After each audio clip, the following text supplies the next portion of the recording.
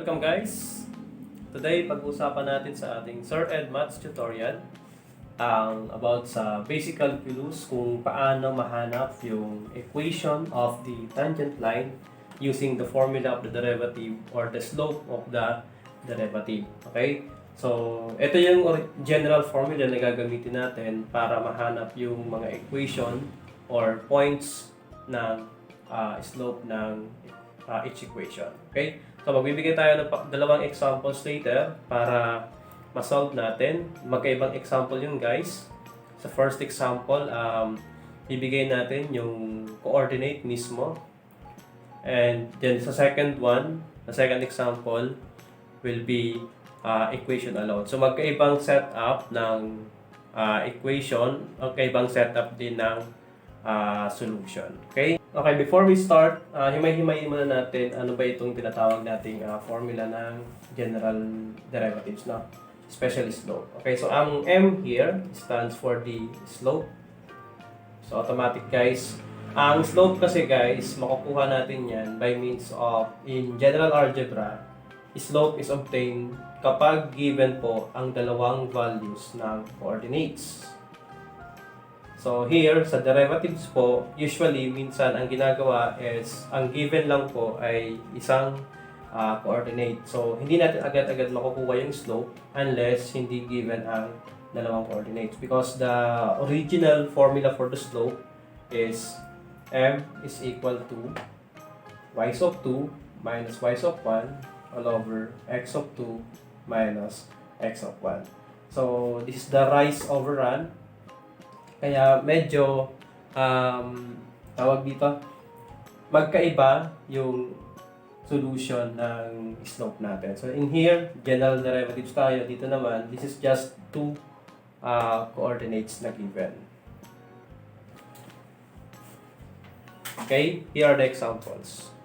Okay, for our first example, find an equation of a tangent line to the graph of y equals x squared plus 4 at the point -1 and 5. Okay, as you notice, the given point or coordinates is only 1 and then the rest is equation.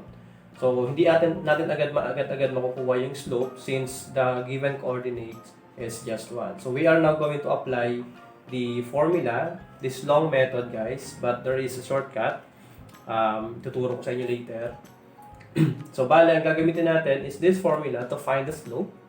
And then later on, we will apply this coordinates para mahanap natin yung tinatawag na equation of the tangent line.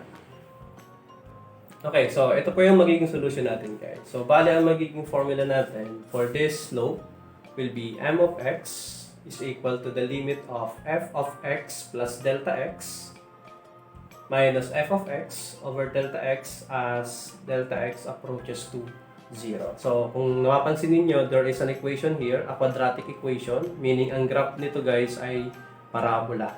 So, ito ang magiging point of tangency, -1 and 5. So, in this one, alam naman natin na ang -1 and 5 is also known as the x and y coordinates. So, we can apply this one para ma-substitute natin dito. And f of x here, the formula is also equal to y. So, meaning, if we apply the value for x in this certain equation, ang magiging value ng y, or f of x, will be 5. Okay, so using this formula, ito po siya. So, we have now limit of, since this is f of x plus delta x, gawin lang natin ay isa-substitute natin ito, x plus delta x, doon mismo sa x squared. Okay? But since we have the value of x is equal to -1, and then y, or f of x, is 5, we can substitute it already here. So, x is -1, lagay lang natin dito. Since this is x squared, so bale, magiging ay x squared, copyhan muna natin, plus 4, then minus f of x is equal to 5. Then, that becomes, we have now over delta x. So, as delta x approaches to 0.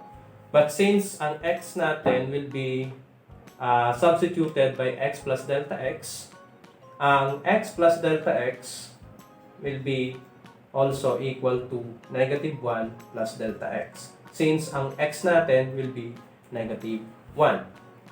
So in here, substitute lang natin for x. We have now limit of x natin will be 1 or negative 1 plus delta x. So we have negative 1 plus delta x, then square. So that's for x squared. Then copy plus 4. Then don't forget to regroup. Then minus, we have here 5. Then all over, we have now delta x. So we have as delta x approaches to 0. Then expand natin siya guys using the sum of two squares, or pwedeng FOIL method din po yan. So ang mangyayari po kapag FOIL method natin yan, this is also equal to negative 1 plus delta x times negative 1 plus delta x. So parehas lang po yan. So this is now equal to limit of negative 1 times negative 1 is, solve na natin ito or simplify natin. So negative 1 times negative 1 is positive 1. Negative 1 times delta x is negative delta x. Delta x times negative 1 will be negative delta x. And then delta x times delta x will be delta x squared. So ito, pwede natin simplify. Magiging 1 plus or minus, kasi negative negative. So add natin, then copy the sign. So 1 minus 1 or negative 1 minus 1 will be negative 2. Then delta x. Then we have here plus delta x squared. So ito na po magiging equivalent ng negative 1 plus delta x. We have now here 1 minus 2 delta x plus, we have delta x, then square.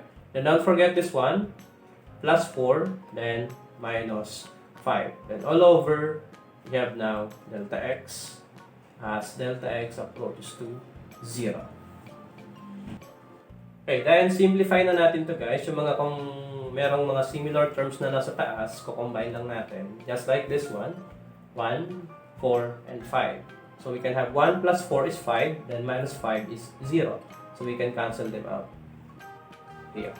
So may iwan na lang po sa taas will be limit of, we have negative 2 delta x, then plus delta x squared, then all over we have delta x. So since pwede tayo mag-cancel out, ito na po ang mangyayari. That will be equal to limit of, forgot, delta x also approaches to 0. Then here, kapag nag-cancel tayo, can cancel this and also this one. So may iwan na lang po is negative 2, or we have limit of negative 2 plus delta x as delta x approaches to 0. So ayan na pong may iwan sa kanya. But then since we are going to apply the limit as delta x approaches to 0, substitute lang natin, this becomes 0, magiging negative 2 plus 0.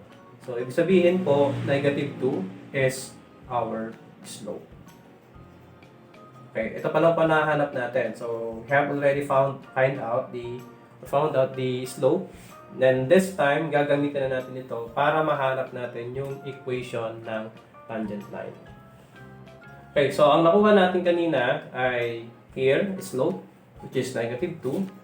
So apply na natin siya. So since meron tayong slope and meron tayong isang coordinate, we can now apply the what we call slope point formula para mahanap natin yung tinatawag nating equation of the tangent line, which says that we have y minus y of 1 that is equal to mx minus x of 1. There are several formulas to be applied, but since given ang slope natin and also given ang one coordinate, so we can use this formula since given ang slope and given ang isang coordinate. Pero pag dalawang coordinates ang given, you can also apply the 2-point formula. You can also apply here the slope-intercept formula, but I guess this is the very easy part, no? Or easiest formula. So apply na lang natin guys. We have here x and y, or x x of 1 and y of 1, we have here 1 and 5 or negative 1 and 5. I-substitute lang natin siya dito. So, y minus, ang y of 1 natin will be 5.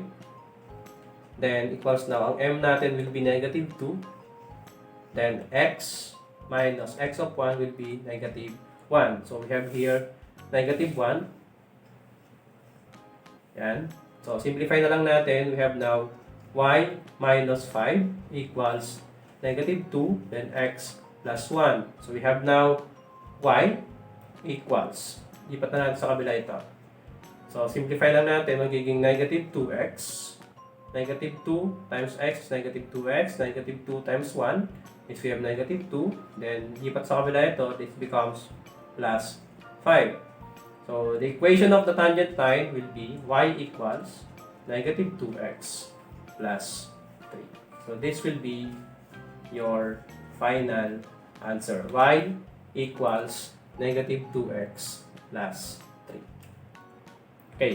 Number 2 example is a different process of solution. Wherein guys, ang given dito only is the equation.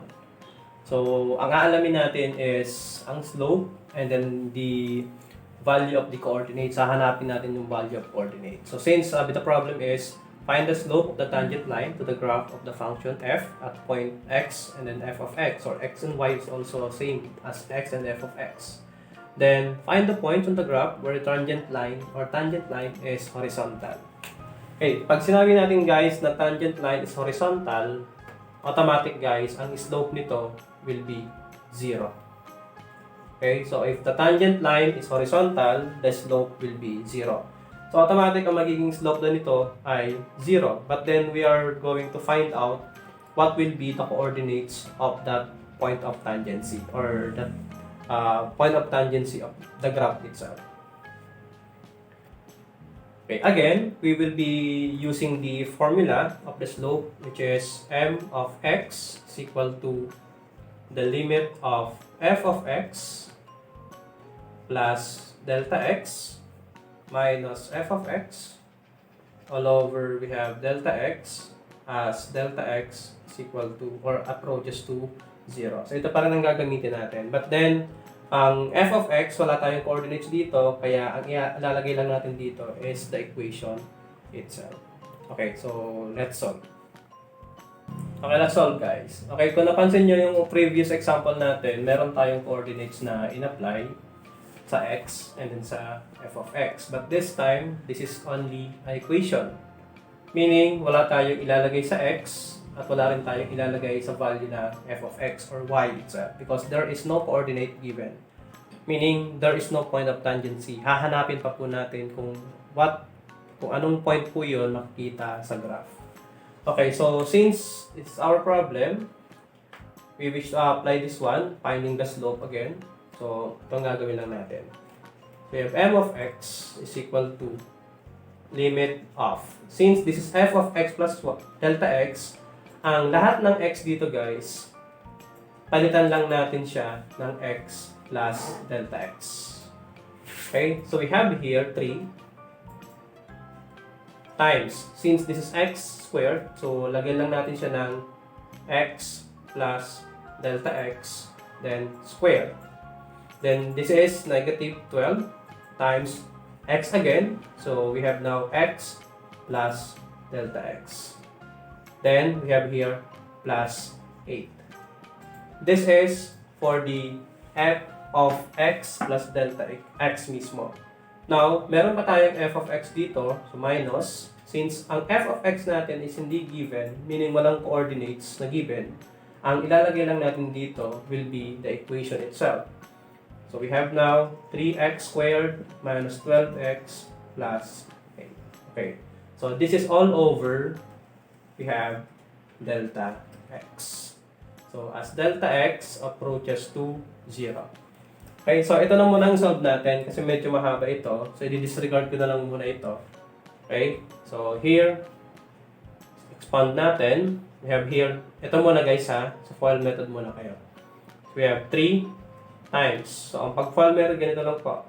X times x is x squared. So we have x squared here. Then x times delta x is x delta x times 2 will be plus 2x delta x.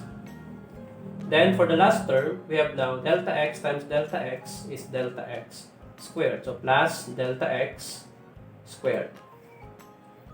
Okay. Then this one minus. We have here 12 times x, is we have negative 12x. Negative 12 times delta x will be negative 12 delta x. So we have here also plus 8.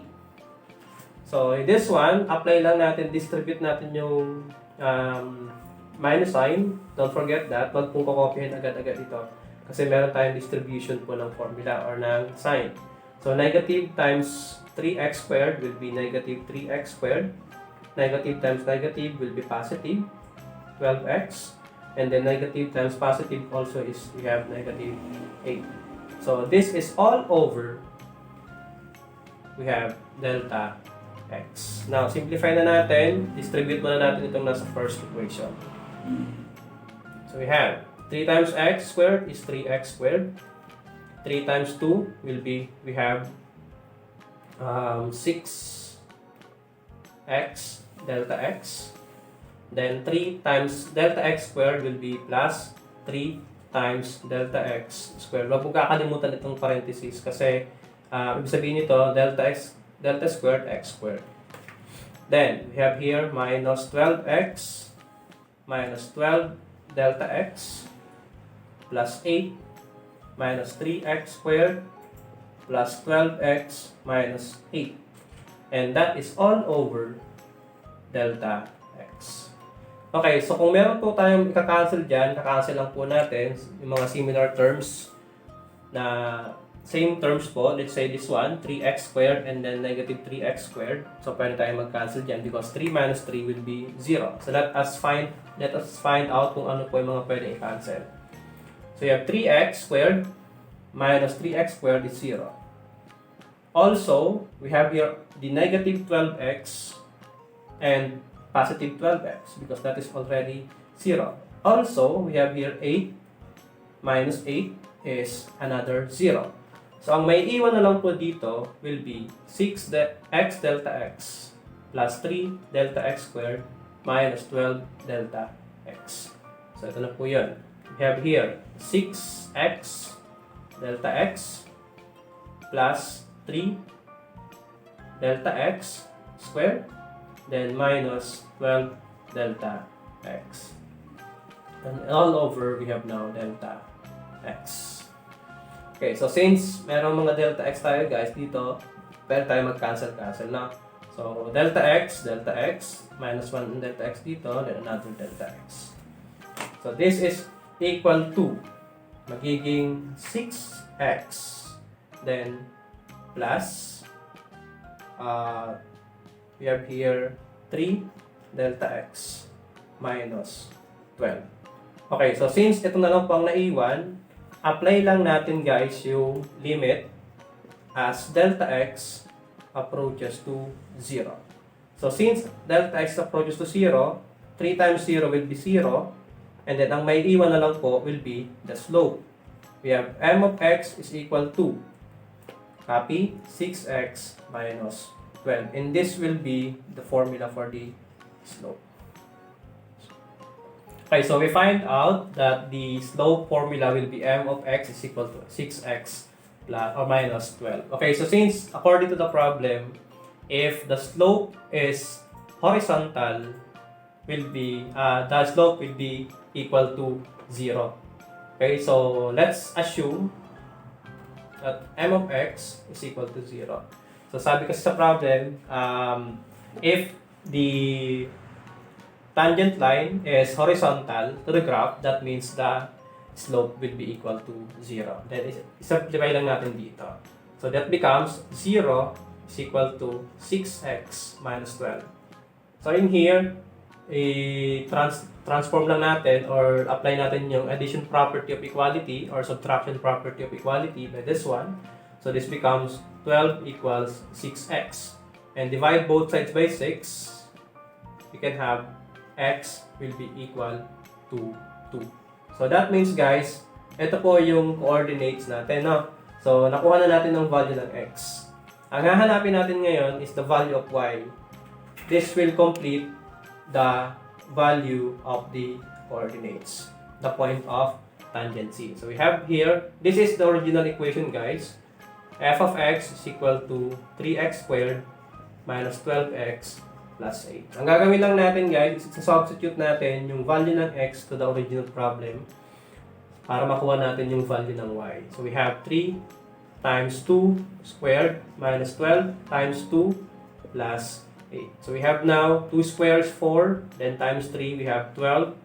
Then 12 times 2 will become negative 24 and plus 8. So, adding them all together, we have 12 minus 24 is negative 12 plus 8 will be negative 4. So, guys, ang magiging value natin ng f of x will be negative 4.